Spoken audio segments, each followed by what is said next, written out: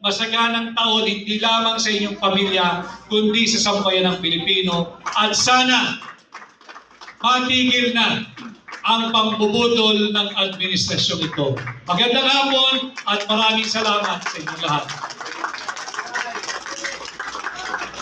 Okay, attorney, konting tiis na lang.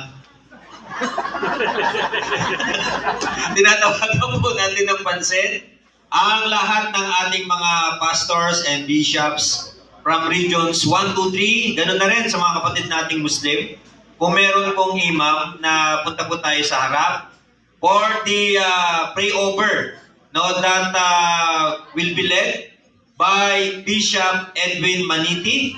Palapakan po natin. Lahat po ng mga pastors, punta na po dito sa harapan, pray over natin si attorney. Then it will be followed by photo ops while we are waiting for our